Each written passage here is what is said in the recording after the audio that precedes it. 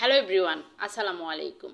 আমি ফারহানা নাসরিন, ফারহানা ফ্যামিলি ব্লগে আপনাদের জানাই স্বাগত। আজকের পর্বে আমি হাজির হলাম আপনাদের জন্য মোগলাই পরোটার রেসিপি নিয়ে। চলুন তাহলে দেখে নিই এই মজাদার সহজ উপায়ে মোগলাই পরোটা তৈরি করতে হয়। মোগলাই পরোটার জন্য একটা খামির তৈরি করে নিচ্ছি। মেজারমেন্ট কাপের 1.5 কাপ পরিমাণ ময়দা নিয়ে নিচ্ছি। এর মধ্যে সামান্য পরিমাণ লবণ দিয়ে দিলাম আর 1 টেবিল চামচ পরিমাণ চিনি দিয়ে দিচ্ছি আর দিয়ে দিচ্ছি 2 টেবিল চামচ পরিমাণ রান্নার রেগুলার তেল। এখন সবগুলো উপকরণ ভালোভাবে ডলে ডলে মিশিয়ে নিচ্ছি একসাথে। সবগুলো উপকরণ মেশানো হয়ে গেছে। এখন ঘরে থাকা নর্মাল তাপমাত্রা পানি দিয়ে আমি অল্প অল্প করে খামির তৈরি করে নিচ্ছি। অল্প অল্প করে দিয়ে তৈরি করবেন, একসাথে অনেকগুলো পানি দিতে যাবেন না, তাহলে কিন্তু নরম হয়ে যাবে। খামিরটা তৈরি করে আমি মিনিট 2 এভাবে খামিরটাকে মথে নিয়েছি।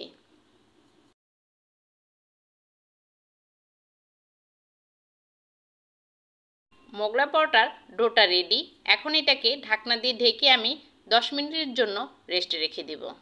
আর সে ফাঁকে একটা বাটিতে নিয়ে নিচ্ছি পেঁয়াজ কুচি। এখানে আমি হাফ কাপ পরিমাণ পেঁয়াজ কুচি নিয়েছি আর মরিচটা আমি আমার পছন্দ মতো নিয়েছি। আপনারা যদি মোগলাই পরোটাতে ঝাল বেশি খান তাহলে মরিচের পরিমাণটা বাড়িয়ে দিবেন। হাফ চা চামচ পরিমাণ লবণ দিয়ে ভালোভাবে কষলিয়ে নিচ্ছি। এখন এর মধ্যে 3টা ডিম আমি ভেঙে দিচ্ছি আর দিয়ে দিচ্ছি হাফ চা চামচ পরিমাণ জিরার গুঁড়া। আপনারা যদি জিরার গুঁড়া না দিতে চান তাহলে এখানে চাট মশলাটা দিতে পারেন। আমার ঘরে চাট মশলাটা নেই, সেই জন্য আমি জিরার গুঁড়া দিয়ে দিলাম। এখন একটা কাঁটা চামচ দিয়ে ভালোভাবে এটাকে মিশিয়ে নিচ্ছি।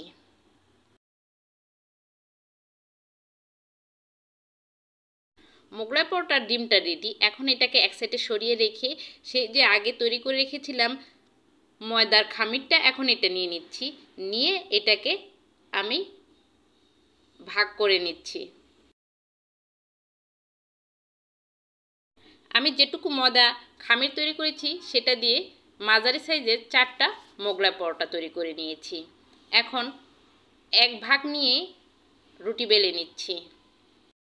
রুটিটা একটু বড় সাইজের হবে, আর বেশি মোটাও হবে না আবার পাতলাও হবে না, মিডিয়াম সাইজের। রুটি বেলা হয়ে গেছে। এখন এর মধ্যে পরিমাণ মতো ডিম নিয়ে আমি এর মধ্যে দিয়ে দিচ্ছি।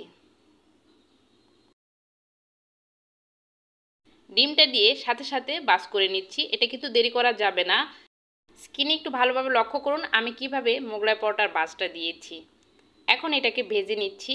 সেই জন্য একটা ফ্রাই প্যানে পরিমাণ মতো রান্নার রেগুলার তেলটা কুসুম গরম হওয়ার পর এর মধ্যে আমি মোগলাই পরোটা দিয়ে দিয়েছি। আর চুলার আঁচটা আছে মিডিয়াম আঁচে। চুলার আঁচটা অবশ্যই মিডিয়াম আঁচে থাকতে হবে। যদি হাই হিটে মোগলাই পরোটা ভাজেন তাহলে দেখা যাবে ভিতরটা কাঁচা রয়ে গেছে, উপরটা লালচে কালার হয়ে গেছে। সেই জন্য চুলার আঁচ মিডিয়ামে রেখে মোগলাই পরোটাকে এপাশ ওপাশ করে আমি ভেজে নিচ্ছি। দেখুন এক পাশ থেকে আমি তেলটা উপর সাইডে দিয়ে দিচ্ছি, এতে করে মোগলাই পরোটা ভেতর থেকে হয়ে ফুলে উঠতেছে। মোগলাই পরোটা লালচে কালার হয়ে গেছে। এখন আমি চুলা থেকে নামিয়ে নিচ্ছি আর এভাবে সবগুলা মোগলাই পরোটা ভেজে নিচ্ছি।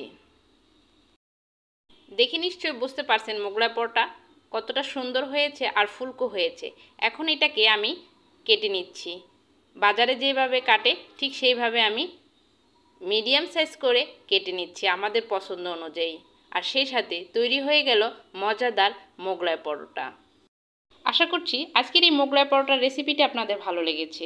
ভালো লাগলে অবশ্যই ফ্যামিলি মেম্বারদের ঘরে তৈরি করে খাওয়াবেন। সবার সুস্বাস্থ্য কামনা করে বিদায় নিচ্ছি। আল্লাহ হাফেজ।